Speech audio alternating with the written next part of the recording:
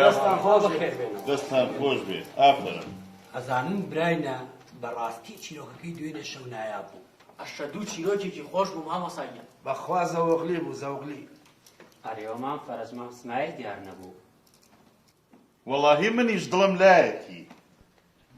کاکە شەریم نازانم هەنگێ جاردووە کەوێ و یەتی شەیرە نازانین سەرقاڵی چی بووە. ئەترسمە مێوارەیەش بێت و بڵێ داوەتی کفتەکەی ئێوە بووم. جا جەماعەت من ئەو کاتانەی مام سمایل لێرە نییە بۆی لە حکایەتەکە ئەوە نییەدا نەبڕین و بێتاقەت نەبین بۆی فێر بووم شعری ناو ڕۆژنامەکەی ژین ئەنووسمەوە هەنگێ شعری تیا بڵاوە بێتەوە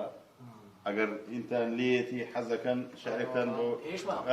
زۆر باشە ئەمە شەر حاجی تۆفیقی پیرەمێرد نووسیوێتی ئەدەم شعرەیە فەرمێ قولە ڕەشێک بوو بە پاڵەوانی کەس نەی ئەوێرە شانباد لە شانی لە ڕۆژی شەڕە بچوایە مەیدان تیپێک لەشکری ئەخز بەبێگیان بەسەر ڕۆستەمی زاڵە زاڵە بوو دوشمن بە نەعرەی ژینی تاڵە بوو بەڵام گوێ لە بێشەری بەڵام خوێشی زۆر بێمەعنای بوو لێیان نەدایە بۆ شەڕ نەدەچوو ئەبوایە چل کەس لێیدایە ئەوسا لە پاش چل کەسە قینی هەڵاسا ڕۆژێک قەومەکەی دوشمن دەوریدا هیچ کەسی ساغیان نەما لەوێدا هاواریان بۆ برد کەوتبوو بەدەما وتیان هەی نامرد وا کەسمان نەما وتی بێکەڵکە نەکەوتومە قین مەگەر چل دارم پیاکێشن بە تیم پیرەمێردێکی لێ چووە پێشێ پێی وت جێی چلەی پارە تێشێ واتە پێش ساڵێکیش هات ویستویانە شەڕ کات چل داریان پیاکێشە بیریە نایەوە کەوتەوە بیری ئافرین کەوتەوە بیری پارچیان لێ کرد خۆی جیف کردەوە هەستا دەست و برد دەستی دایە شیر ڕووی کردە دوژمن ڕەگی زیندەکی دەرکێشان لە بن قوڵقینی هەستێ دوشمن پەس دەکا بەڵام کەی بۆ کەی گۆبەنگ خەست دەکا چۆن بوو؟ مامفەرەت شیعرەکە زۆر خۆش بوو بەڵام مەبەستی لەم بەیت و بالۆرە هێنانەوەی چی بوو؟ ڕۆحەکەم هەر کەسە لە فیکەی خۆیەگە بەزمەکەی مینە منارەیە ئیتر هەوڵە تو قەبری باوکی ڕەحمەتیت پێم ناڵێ فیکەی مینە منارە چی بوو؟ وەڵای خاڵە شەریف مینە منارەیەگە بوو هەر فیکەی لێ بایە شێت و هارە بوو لەگەڵ دار و بەرداشەی کرد بە شەڕ خەز بوو کە سوکارەکەی پیان و دەرێ دەبرا بەسەیتر ئەم خۆ تەرکە فیکر لێ نایەن چاویان دەرهات فای نەبوو ئەیگو من لە فیکەی خۆ بەگەم ئەو بەسە زمانە ئاخریقی بوو داخەوە سەرینایەوە بوو بە قوربانی فیکەیە ئەوڵە ئیتر ئەی باشە مامفەرەت تو خوا پێوە بە قوربانی چی بێ ئەوە شعرێکی تری شەیە زۆر جانەلام جەماعەت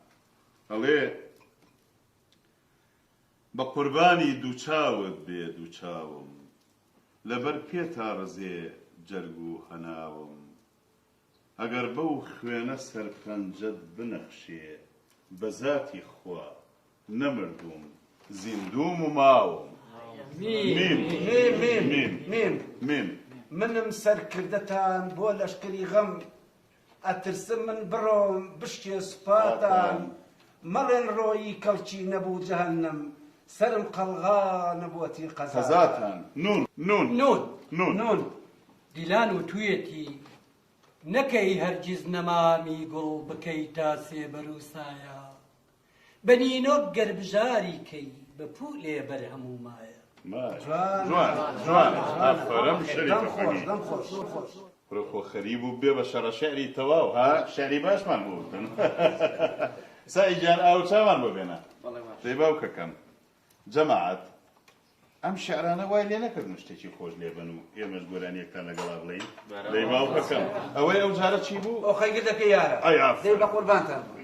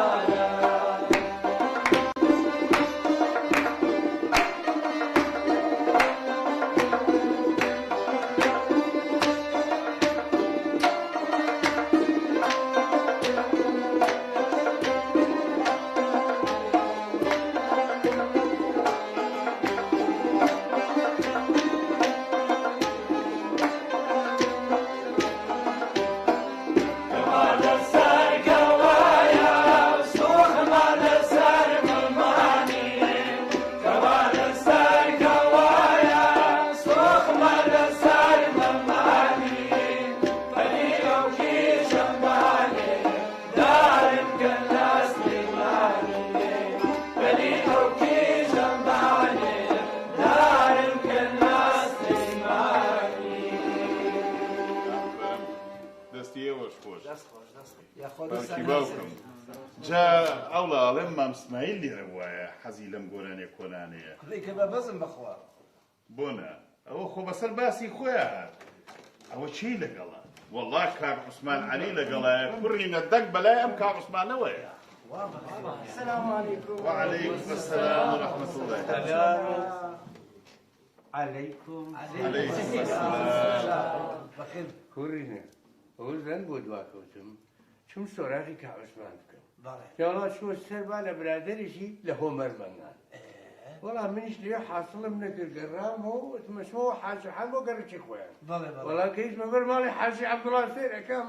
ڕێکەڕوات بۆ جۆر ڕۆی آخری بەجیری هەواڵی تۆ بەڵا نەمێت بڕاتەوە خۆشحاڵبووم بە بینینتان بەڕاستی نەختە ئیشم هەبوو مەشغەڵەتم هەبوو بخير بين مام اسماعیلیش بخير بين لەقافا گرتیم بخير بين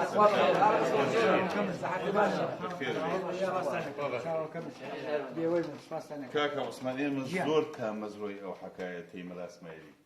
هەر لە خۆشییا جابا جومان لو بي ودواي جولا تو جرين ليدر ناتشي فزمینە حقایەتەکەی دوێنێ شەوتان لەبیر ماوە بلى بەڵێ بەڵێ پند و حکمەتی تیاهوو پند و حکمەتی واو ئەم شەو حقایەتێکی سەیرم بۆ هێناوە دێخێ بێ ئینشاءڵڵا بۆچی ماسی پێکەنی هيك دي ماسي بەسەری تۆ ماسی پێک مام اسماعيل بمعلوماتي من أويك علم باسي كردوا هيك أجل وينك بيناكني دە پێکەنی مام فرج ئەگەر مام اسماعیل بێوێ والله دار و بەرد و کوچ و کەڵەگەرێتە قسم بالله رازك دوای ئەزانن چۆن ماسی پێکەنی دەبا بزانی پێکەنی کاکە پێکەنی ماسی پێکەنی دەبا بزانی حقایەتەکە ئەڵێ هەبوو نەبوو کەس لەخوا گەورەتر نەبوو لە پێغەمبەرا زیستر نەبوو لەم حەقایەتە سەیر و سەر سوڕهێنەرتر نەبوو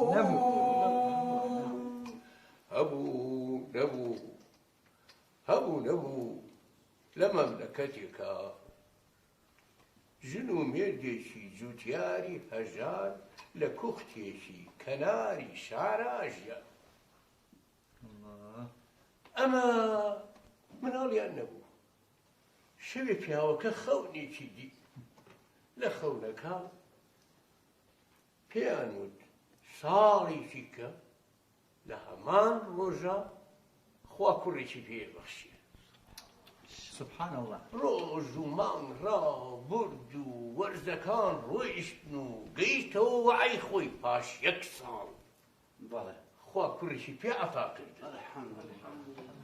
خوالەی نەسەنگ لەگەڵ ئەولاییەوە کوڕەکەی ناونا میرزا ميرزا ئەجا لەو شارە پاشایەکەم و بە زەبر و زەنگ ئاگری لێباری ئەم پاشایە تەنها کیژێکی هەبوو کیژەکەی نێوی گۆڵنار بوو گۆڵنار ناوشي خوشي گۆڵنار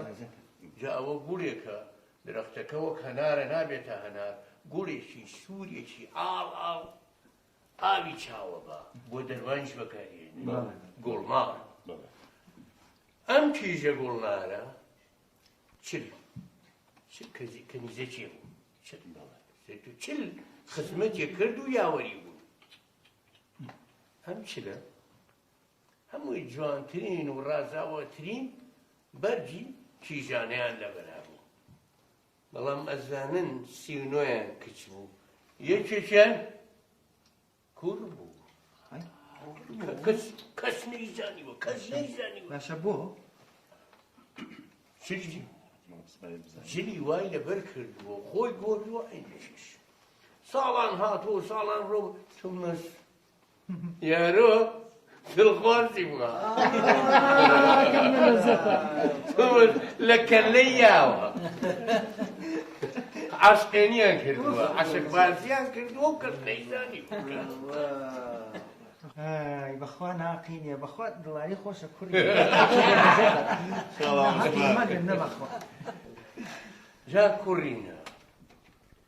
دەمە ئەسرانێک ئارەزووی بوو پیاسەیە بکا لەگەڵ ئەو کچاکە کوڕە بەڵێ کچە پاشا پێوت و سواری دوو ئەسب بوون و ئەو زەنیان یا جڵەویان شل کرد و بەرەو کەنار شار ڕۆیشتن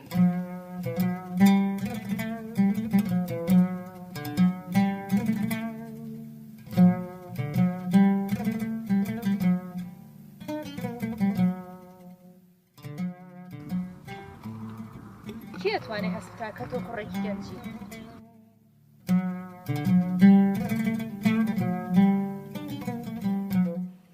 لەوێ گەیشتە لای کوختەکەی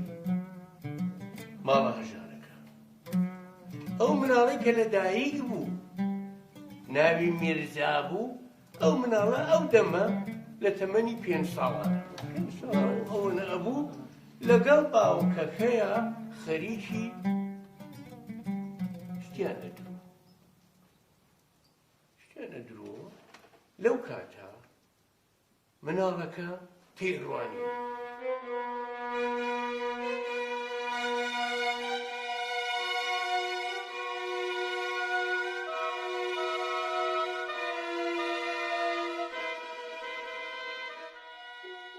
بەخێر بێ کچی پاشا بەخێر بێ زاوای پاشا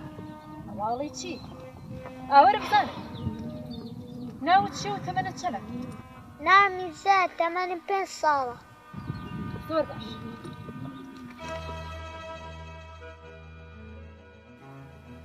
ئەو دەمە جڵەویان وەرچەرخان و هۆغار و یارەکەی گەڕانەوە کۆش لە کۆشک خۆی دێنە خۆش پست و وتی بچن بە بابە بڵێن و بابە هات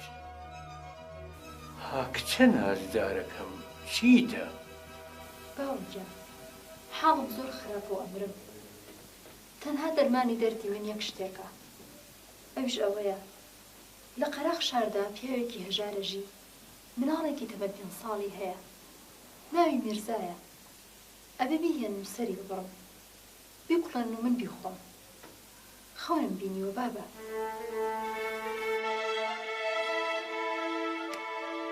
هەرچەندە کارەکە گەلێک گرانە بەڵام چارم نییە لە پێناوی چابوونەوەی کچەکەما بێ بیکەم وەزیر ئەم چیتە جێڕە بگرە بیە بە باوکی و کوڕەکەی لێبستەنە کچەکەم چی وتەوانجام بە فەرمانی جەنابتانە قوربان ئەی پاشای سەرمەرمەر وەزیر چاری نەبوو هەڵسا سوار بوو ڕۆی خۆی گەیانە ماڵی جوتیارە هەژارەکە و هەلی میرزای گرت و لەگەڵ خۆی هێنای لە ڕێگا کە بەرەو کۆشکە چوون میرزا بە وەزیری وت ئەی وەزیر کچی پاشا کوشتنی منی بۆ چاکبوونەوەی خۆی ناوێت تەنها دەیوێت لە شەڕی من ڕزگاری بێت من مەکوژە بووم کە بە کوڕی خۆت لە ماڵەوە بمشارەوە ڕۆژێک دێک بە کەڵکت دێم خۆ ئەو نازانێ گۆشتی ئاسکی بۆ بەرە مادەم ئەوەندە ژیر و عاقڵی پەیمان بێگەر کەس بەم کەین و بەینە نەزانێ بتکەم لە کوڕی خۆ خزمینە با بینەوە سەرباسی ئەوەی چۆن و بۆچی ماسی پێکەنی چۆن وتیان ماسیگرێکی هەژار هەبوو ڕۆژێ لە ڕۆژان ئەم ماسیگرە ماسیکی زۆر سەیر بە تۆڕەکەیەوە بوو لە دڵی خۆیان وتی باشە بۆ ماسە دەگمەنە بەرم بۆ بازار و بیفرۆشمە بۆ نەیبم بۆ وەزیر خەڵاتێکی باش مەکە ماسیگرەکە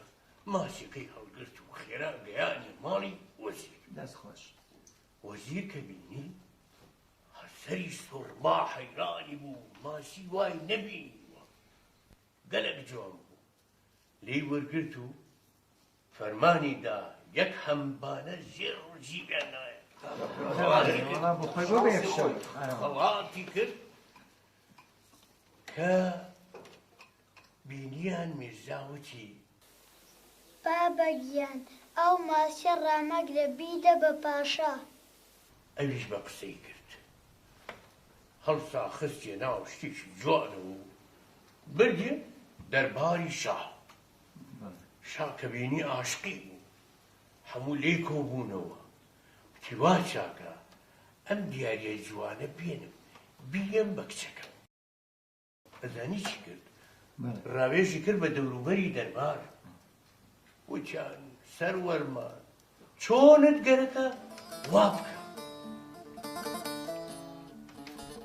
گەڕاوم دیمە بیستومە بەڵام ماسی و تەنها چاوتێ ناخوالێ زۆر ماسیشی دەگمەن و دانسقەیە ئەمە تۆ بڕۆ گوڵنارخانمی کیژم بۆ بانکە بڵێ بابێت بۆ ئێرە ئەوەی کەم بە دیاری بووە و شتێکی دەگمەن و دانسقەیە زۆر سەیرە ماسی و بەم شێوەیە و بریسک و باقی بێ وەرە کیژەکەم وەرە بەڵێ بەدی کەورە کیژی من ئەم ماسیە بینیت شتێکی زۆر دەگمەنە شتێکی زۆر زۆر جوانە دانسقەیە بریسک و باقیێتی ئەمە بڕیارە ماوە بیکەمە دیاری بۆ تۆ لە ژوورەکەی خۆت داینێت سواز بە باوی سەروەرم ئەگەر ماسیەکەمێ بێ ئەوە قبوڵ یەکەم بەڵام ئەگەر نێر بێنە چونکە لە ژووری منە نابێت هیچ گیاندارێک و هیچ باڵندەیەک ئەگەر نێر بێ بژێت کە کچە پاشا ئەو قسەی کرد ماسیەکە سەری لە ئاوەکە دەرێدا و قاقایشی بۆ کرد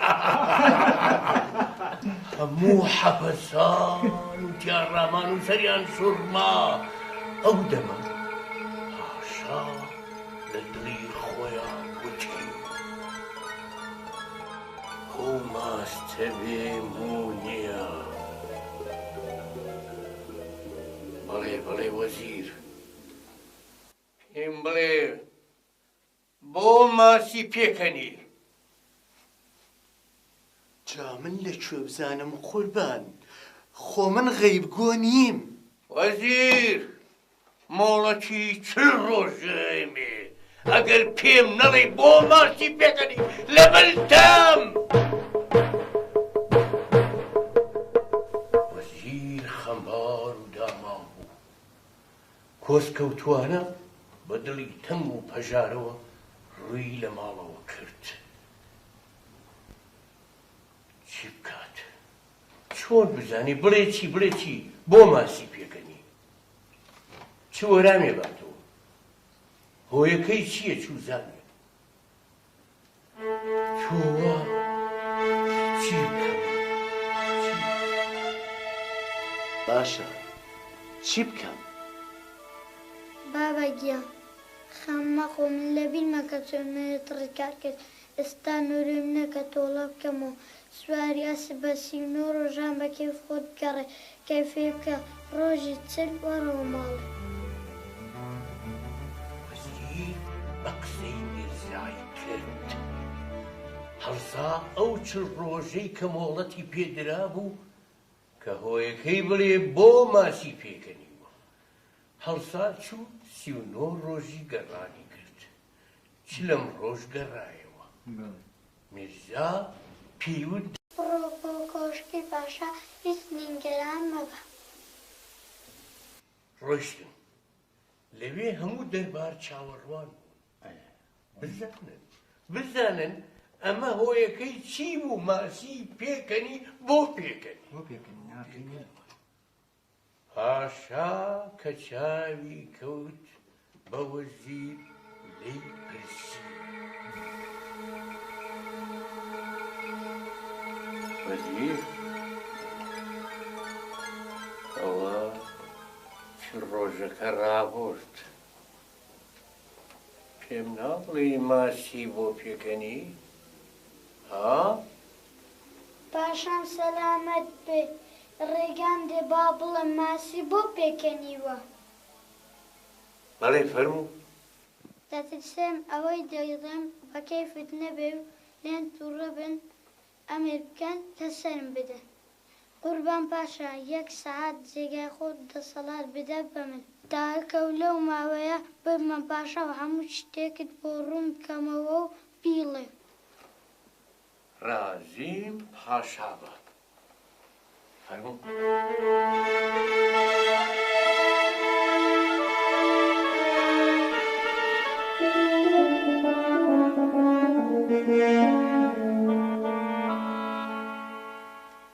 ئێستا میرزا پێمان بڵێ بزانین ماسی بۆ پێکەنی گەورم دەزانی بۆ پێکەنیوە باکچی پاشا و خزمەتکارەکانی پێدەیرە شازادە گوڵمان خانم و چل کەنیسەکەکەی ئامادە بوون ئەو دەمە میرزا وتی دەرگاکان داخن ساقۆیەکم لێبسر بووە هەمووتان دەبێ ڕوود بن 39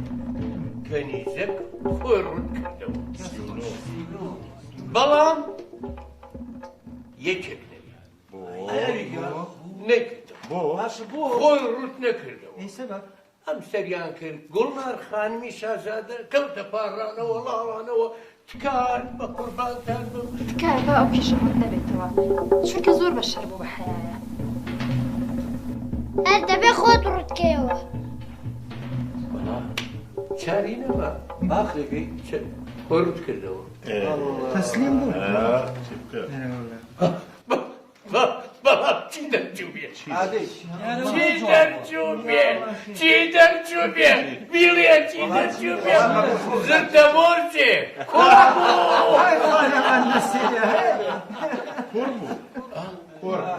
ئەو دەبە هەموو حەپەسان واقعەن مڕما پاشانیە بوو بە تەختە هەموو ئاوا حەپەسان بەڵام ئەو دەمەزانیان بۆچی ماسی پێکەنی منی شاتمەوە هیچیان نامێت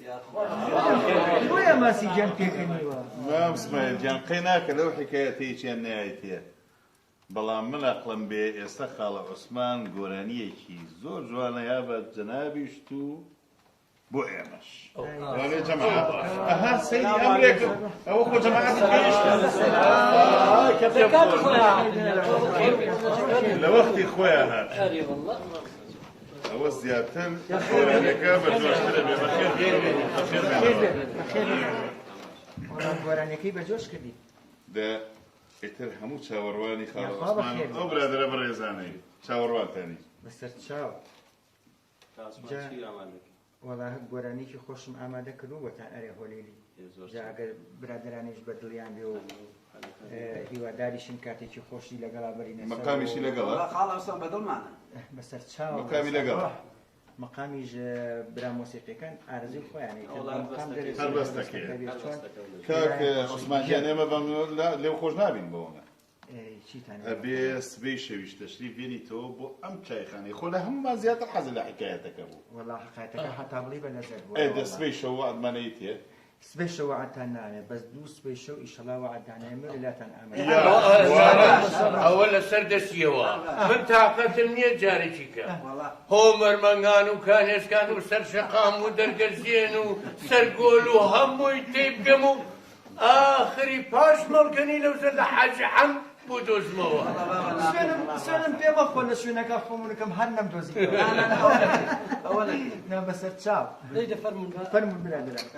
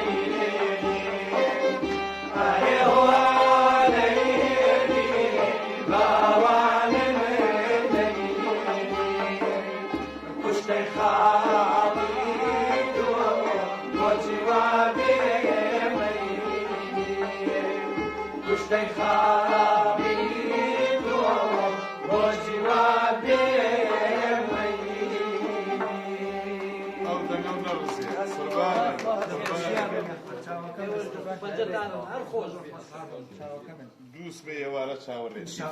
ئینشاءڵڵا وعد نیوەی ئیمانە کاکە دێ بەجێ بێرین بەسەر چاو